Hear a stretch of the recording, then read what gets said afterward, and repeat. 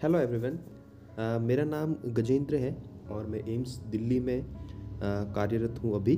And आज मैं आपके लिए एक बहुत ही इम्पोर्टेंट टॉपिक पे एक वीडियो बनाने जा रहा हूँ, जो कि आपको नॉर्सेट और बाकी जो नर्सिंग के कॉम्पिटिटिव एग्ज़ाम्स हैं उसके लिए बहुत ही ज़्यादा हेल्पफुल हो सकता है। डिटेल तो मैं नहीं कहूँगा कि ये डिटेल वीडियो है, लेकिन फिर भी मैंने कोशिश की है कि एग्ज़ाम पॉइंट ऑफ व्यू से जो भी जितना भी इम्पोर्टेंट पॉइंट्स जो है जो इस टॉपिक से आ सकते हैं, इस टॉपिक से क्वेश्चंस बन सकते हैं, वो मैं इसमें लेके आऊँ। तो आज मैं आपके लिए लाया हूँ कोलोस्टमी कोलोस्टमी केयर और कोलोस्टमी इरिगेशन से रिलेटेड इम्पोर्टेंट पॉइंट्स, जो कि बहुत ही हेल्पफुल होंगे आपके लिए अपकमिंग नेक्स्ट एग्ज़ाम्स जो नर्सिंग में होंगे उनके लिए। तो स्टार्ट करते हैं डेफिनेशन से कि कोलोस्टमी एक्चुअल में क्या है। तो कोलोस्टमी एक आर्टिफिशियल ओपनिंग है कोलन में through the anterior wall of abdomen. Abdomen की एंटीरियर वॉल में इंसिजन लगा के एक ओपनिंग क्रिएट की जाती है। ये टेम्परेरी भी हो सकती है, परमानेंट भी हो सकती है, स्टूल पास करवाने के लिए, क्योंकि बॉडी जो है या कुछ ऐसी डिजीज़ कंडीशन है जिसकी वजह से स्टूल जो है वो नॉर्मली पास नहीं हो पा रहा है। तो उस कंडीशन में आर्टिफिशियल एक इंसिजन लगा के एक ओपनिंग क्रिएट किया जाता है कोलन में, उसको हम कोलोस्टमी बोलते हैं। अगर हम टाइप्स की बात करें कि कितने टाइप्स की होती है कोलोस्टमी, तो आपके दो टाइप की कोलोस्टमी होती है, जिसमें फर्स्ट है वेट कोलोस्टमी और सेकंड है ड्राई कोलोस्टमी। वेट कोलोस्टमी जो है वो असेंडिंग कोलन में जो है वो इंसिजन क्रिएट करके ओपनिंग बनाया जाता है। इसमें जो स्टूल होता है वो आपका लिक्विड होता है, लिक्विड स्टूल जो है वो फॉर्म होता है। लिक्विड क्यों होता है? क्योंकि असेंडिंग कॉलन तक आपका जो है उसमें वाटर कंटेंट ज़्यादा होता है। तो वहाँ से आपको, अगर आप डायरेक्टली इंसिजन करके ओपनिंग करके अगर वहाँ से आप स्टूल का अगर आप ड्रेन करते हैं तो वहाँ से आपको लिक्विड फॉर्म में स्टूल जो है वो देखने को मिलेगा। ठीक है। सेकंड चीज़ जो इम्पोर्टेंट है वो ये है कि ये एक टेम्परेरी है, मतलब टेम्परेरी बेसिस पे असेंडिंग कॉलन में आपको ओपनिंग किया जाता है। और ये right side of the abdomen किया जाता है। राइट साइड में क्यों किया जाता है? क्योंकि राइट साइड में ही आपका जो है वो असेंडिंग कॉलन होता है, तो राइट साइड में किया जाता है। और ये मेनली 6 to 8 वीक्स तक के लिए हम इस इंसिजन को करते हैं। उसके बाद हम इस ओपनिंग को हम बंद कर सकते हैं। सेकंड टाइप जो है वो है ड्राई कोलोस्टमी, और ये ड्राई कोलोस्टमी आपका सिग्मोइड कोलन में किया जाता है। और आपको पता है कि सिग्मोइड कोलन जो है वो लेफ्ट साइड में होता है, तो इसका इंसिजन जो है वो लेफ्ट साइड में किया जाता है। और ये कोलोस्टमी का लोकेशन जो है वो आपका लेफ्ट साइड में होता है। तो आप लोकेशन किस तरफ है, किस तरफ कोलोस्टमी बनाई हुई है, उससे भी आइडेंटिफाई कर सकते हैं कि ये ड्राई कोलोस्टमी है या वेट कोलोस्टमी है। ठीक है। आप पेशेंट को देख के कि अगर लेफ्ट साइड में बनाया हुआ है तो वो आपका सिग्मोइड कोलन में बनाया हुआ है और वो आपकी है ड्राई कोलोस्टमी। अगर वही आपका right side of the abdomen बनाया हुआ है ओपनिंग कोलोस्टमी का, तो इसका मतलब है कि ये आपकी वेट कोलोस्टमी है।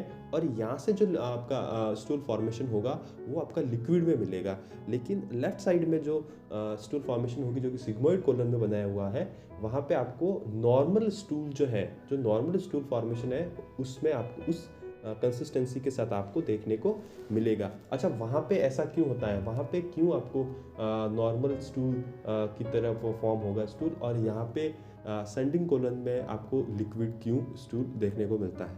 उसका रीज़न ये है कि सिग्मोइड कोलन तक पहुंचने तक वाटर का अब्जॉर्प्शन मैक्सिमम जो है वो हो चुका होता है। तो नॉर्मली जो स्टूल का फॉर्मेशन है वही आपको सिग्मोइड कोलन में देखने को मिलता है। लेकिन आपका असेंडिंग कोलन में आपका वाटर का अमाउंट जो है वो होता है, पूरा तरीके से अब्जॉर्ब नहीं होता है, तो वहाँ से आपको लिक्विड फॉर्म में ही स्टूल देखने को मिलता है। कुछ इंपॉर्टेंट पॉइंट्स हैं जो हमें याद रखने होते हैं बिफोर कोलोस्टमी प्रोसीजर, मतलब कोलोस्टमी करने से पहले। तो आपको हाई फाइबर डाइट जो है वो अवॉइड करवानी है कोलोस्टमी से पहले। पार्ट प्रिपरेशन भी कोलोस्टमी से पहले ही किया जाता है ऑब्वियसली, तो पार्ट प्रिपरेशन का भी हमें ध्यान रखना है। तो पार्ट प्रिपरेशन का साइट क्या होगा? Just below the nipple to mid thigh, nipple के बिलो से लेके मिड थाई तक का एरिया जो है वो आपको क्लीन करवाना होता है। और बीटाडीन 7.5% सॉल्यूशन जो है वो हम प्राइमरीली यूज़ करते हैं इसके लिए। अगर ये अवेलेबल नहीं है तो सेवलॉन 7.5% सोल्यूशन भी यूज़ कर सकते हैं। तो मैंने इसमें भी मेंशन किया है कि फर्स्ट प्रायोरिटी हमें किसको देनी है और सेकंड प्रायोरिटी हमें किसको देनी है। तो अगर एग्जाम में आता है तो फर्स्ट प्रायोरिटी आपको बीटाडीन 7.5% सोल्यूशन यूज़ करना है। कब? जब कोलोस्टमी होने से पहले हम पार्ट प्रिपरेशन करते हैं पेशेंट का, उस टाइम पे, ठीक है।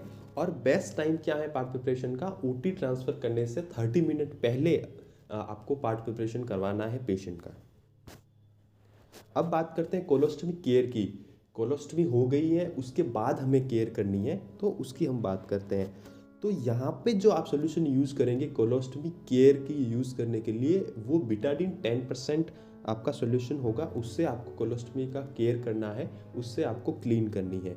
वो जो 7.5% मैंने बताया था वो बिफोर क्रिएटिंग कोलोस्टमी था, कोलोस्टमी करने से पहले का साइट प्रिपरेशन करने का सोल्यूशन था। ये जो है वो कोलोस्टमी हो चुकी है उसके बाद का है। आप कोलोस्टमी जो स्टोमा बनाया हुआ है उसके अराउंड चारों तरफ आपको 1% जिंक ऑक्साइड का पाउडर जो है वो आप यूज़ कर सकते हो। इससे आपका स्टोमा जो है वो सॉफ्ट और ड्राई रहेगा और ये प्रिवेंट करता है स्किन इरिटेशन को भी, और माइक्रो ऑर्गेनिज्म के ग्रोथ को भी ये ग्रोथ से भी आपको ये प्रिवेंट करता है। तो 1% जिंक ऑक्साइड आपको पाउडर यूज़ कर सकते हैं। देखिए इसमें जो भी जितने भी पॉइंट्स लिखे हुए हैं वो एग्ज़ाम पॉइंट ऑफ व्यू से बहुत इंपॉर्टेंट है। मैंने अदर फालतू की चीज़ें इसमें ऐड नहीं करी है, तो आप मान के चलिए कि इसके सारे पॉइंट जो मैंने इसमें मेंशन करे हैं वो बहुत ही ज़्यादा इंपॉर्टेंट है और वो एग्ज़ाम में आ सकते हैं। तो आपको वो सारे याद रखने हैं, मैंने सिर्फ इंपॉर्टेंट पॉइंट्स ही इसमें मेंशन किए हैं। नोट डाल के एक बात आपको लिखनी है कि use vapour size 1/8 inch larger than the diameter of stoma. Stoma का जो डायमीटर, जो स्टोमा बनाया हुआ है उसका जो डायमीटर है उससे 1/8 इंच लार्जेस्ट साइज का आपको वेफर यूज़ करना है। कोलोस्टमी, आपने अगर कोलोस्टमी बैग देखा होगा तो एक वेफर, एक प्लेट की तरह एक प्लेट आती है, आप गूगल पे सर्च करके देख सकते हैं कोलोस्टमी बैग का वेफर। तो वो जो साइज है वो आपके स्टोमा साइज से 1/8 इंच लार्जर होनी चाहिए। आपको बैग कब एम्प्टी करना है कोलोस्टमी का? 1/8 जब वो इसकी कैपेसिटी का 1/3 जब फील हो जाए 1/3, तब आपको वो जो है वो बैग खाली करना है। कोलोस्टमी बैग का कैपेसिटी 800 ml का होता है और ये एवरी 3 to 5 डेज में हमें चेंज करना आता है। अगर इसमें भी आपको प्रायोरिटी पूछे तो 3 डेज इज प्रायोरिटी, तो आपको एटलीस्ट 5 डेज में तो चेंज कर ही देना है। 3 to 5 डेज प्रायोरिटी पूछे तो 3 days. Best time for change the wafer of colostomy stoma is when dark red skin of stoma appear. जब आपका स्टोमा जो है वो डार्क रेड कलर का जो है वो दिखाई देने लगता है, तब आपको स्टोमा का वेफर जो है वो आप चेंज कर सकते हैं। अभी है सिग्निफिकेंट ऑफ स्टोमा कलर्स की। आपको स्टोमा का कोलोस्टमी हो गई, स्टोमा क्रिएट हो गया, उसके बाद हमें केयर जब हम करते हैं तो हमें फ्रिक्वेंटली वॉच करना पड़ता है स्टोमा के कलर को। उसके कलर को देख के हम पता लगा सकते हैं कि पेशेंट का स्टोमा हेल्दी है या उसमें कुछ कॉम्प्रोमाइज़ हो रहा है। तो अगर आपको ब्राइट रेड कलर का स्टोमा दिख रहा है तो उसका मतलब ये है कि स्टोमा जो है वो नॉर्मल है। ब्राइट रेड कलर का मतलब है कि वहाँ पे ब्लड सर्कुलेशन बहुत अच्छे से है और ब्लड सप्लाई जो है वो बहुत अच्छे से हो रही है। अगर आपको वो पेल पिंक कलर का दिखता है तो इसका मतलब ये है कि स्टोमा नॉर्मल है बट पेशेंट जो है वो एनीमिक है, ब्लड जो है वो पेशेंट में कम है, तो उसकी वजह से आप उसको प्रॉपर जो है वो सप्लाई नहीं मिल पा रही है क्योंकि बॉडी में ब्लड ही कम है। लेकिन वहीं अगर आपको पर्पल ब्लैक कलर का स्टोमा दिखता है तो इसका मतलब ये है कि वहाँ पे सर्कुलेशन जो है वो कॉम्प्रोमाइज़ हो रहा है। स्टोमा की तरफ जो सप्लाई है ब्लड की वो कॉम्प्रोमाइज़ हो रही है। बॉडी में ब्लड तो है पेशेंट के, लेकिन वहाँ में शायद सर्कुलेशन अच्छे से नहीं हो रहा है, सर्कुलेशन कॉम्प्रोमाइज़ हो रहा है, उसकी वजह से आपका स्टोमा जो है वो पर्पल ब्लैक कलर का जो है वो दिख रहा है। स्कूल कंसिस्टेंसी की बात हमने जब ड्राई और वेट कोलोस्टमी देखा था उसमें भी करी थी, यहाँ भी कर लेते हैं। अगर असेंडिंग कोलन में बनाया हुआ है स्टोमा तो मतलब लिक्विड फॉर्म में होगा, वही अगर ट्रांसवर्स कोलन में बनाया है तो वो सेमी सॉलिड होगा। और सिग्मोइड कोलन में ऑलरेडी मैंने बता दिया है कि वहाँ पे नॉर्मल स्टूल आपका फॉर्म होगा। नेक्स्ट है, ये भी एक इम्पोर्टेंट पॉइंट है, व्हेन बबल साउंड स्मेल और malodorous smell from stoma up to 72 hour is normal, मतलब 72 आवर्स तक अगर स्टोमा से स्मेल आ रही है या मेलिडी से स्मेल आ रही है तो दैट इज़ नॉर्मल। लेकिन अगर 72 आवर्स के बाद भी अगर स्मेल आ रही है तो इसका मतलब है कि वहाँ पे इन्फेक्शन जो है वो डेवलप हो चुका है या मे बी हो रहा है। तो आपको ये फाइंडिंग पे ध्यान रखनी है। और उस कंडीशन में हमें फर्स्ट साइन जो है, अगर ओपन वुंड है, मैं ये इन्फेक्शन की बात कर रहा हूँ, सिर्फ कोलोस्टमी से रिलेटेड ही बात नहीं कर रहा हूँ, इन एनी इन्फेक्शन अगर कोई ओपन वुंड है और इन्फेक्शन वहाँ पे हो रहा है तो आपको रेडनेस देखने को मिलेगी वहाँ पे अराउंड दी वुंड। और अगर वो क्लोज वुंड है, ठीक है, बॉडी के इंटरनली कोई आपका वुंड है और उसमें अगर इन्फेक्शन हो रहा है तो उसका फर्स्ट साइन आपको फीवर देखने को मिलेगा। और स्टोमा क्रिएट यानी सर्जरी या स्टोमा कोई भी आपकी सर्जरी हुई है या स्टोमा हुआ है उसके 12 to 24 आवर बाद बहुत ज़्यादा चांसेस होते हैं इन्फेक्शन के। उससे पहले थोड़े कम होता है इन्फेक्शन डेवलप होने के चांसेस, 12 to 24 आवर के बाद ही ज़्यादा चांसेस होते हैं। तो ये भी एक इम्पोर्टेंट पॉइंट है एग्जाम पॉइंट ऑफ व्यू से जो आपको याद रखना चाहिए। अब बात करते हैं कोलोस्टमी इरिगेशन की। हमने पहले कोलोस्टमी की बात करी कि कोलोस्टमी क्या होती है, फिर कोलोस्टमी केयर की बात करी कि कोलोस्टमी केयर कैसे देनी है, कौन सा सोल्यूशन हम यूज़ कर सकते हैं। अब हम बात करते हैं कोलोस्टमी इरिगेशन का। तो कोलोस्टमी इरिगेशन करने का क्या पर्पज़ है? पर्पज़ ये है कि हम कोलोस्टमी इरिगेशन से जो माइक्रो ऑर्गेनिज्म की ग्रोथ है उसको जो है प्रिवेंट कर सकते हैं। सॉल्यूशन कौन सा यूज़ करेंगे? तो प्लेन वाटर यूज़ करते हैं और अमाउंट हम 500 ml से लेके 1000 ml तक यूज़ कर सकते हैं। लेकिन अगर कोलन का इरिगेशन कर रहे हैं तो हम 2 to 3 लीटर फ्लूइड जो है जो यूज़ कर सकते हैं। हाइट ऑफ स्टैंड कि जब हम इरिगेशन करते हैं तो जो बैग हैंग करेंगे उसका हाइट कितना होना चाहिए, तो हम 12 to 18 इंच जो वो रखते हैं।